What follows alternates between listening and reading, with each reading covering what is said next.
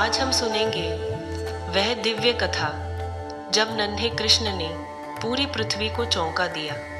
वह क्षण जब उन्होंने केवल अपनी छोटी उंगली से गोवर्धन पर्वत उठा लिया। यह कहानी सिर्फ चमत्कार की नहीं बल्कि प्रेम, भक्ति और विनम्रता की भी है।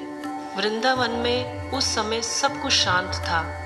बच्चे खेल रहे थे, गायें चर रही थीं और यशोदा मैया छोटे कृष्ण की शरारतों से परेशान भी खुश भी थीं। हर साल इंद्रदेव की पूजा होती थी क्योंकि वर्षा वही देते थे, खेती वही बचाते थे। लेकिन इस बार कृष्ण ने एक सरल प्रश्न पूछा, हम इंद्र की पूजा क्यों करते हैं? असली सहारा तो गोवर्धन पर्वत देता है, वही हमारी गायें चराता है, वही पेड़ पौधे देता है।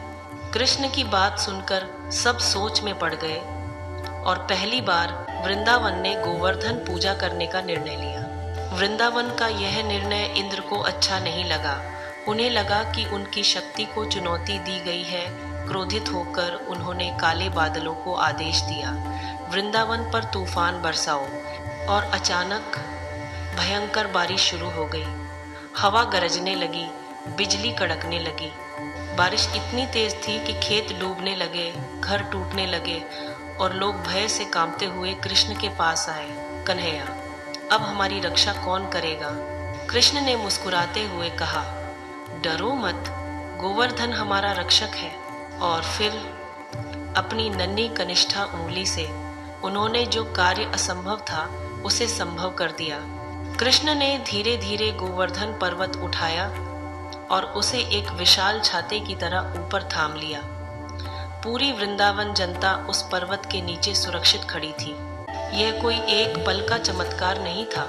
कृष्ण ने 7 दिन और 7 रातें गोवर्धन पर्वत को उंगली पर थामे रखा।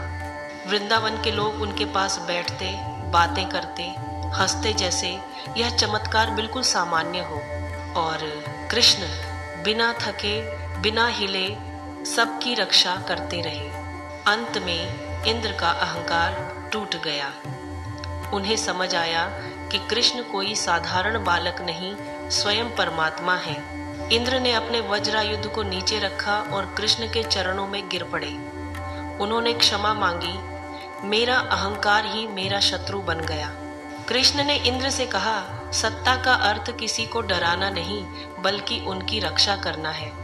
इस घटना से दुनिया ने सीखा, भक्ति और प्रेम अहंकार और शक्ति से कहीं अधिक महान है। यही है गोवर्धन लीला जो आज भी हमें विनम्रता और कर्तव्य का मार्ग दिखाती है। जय श्री कृष्ण।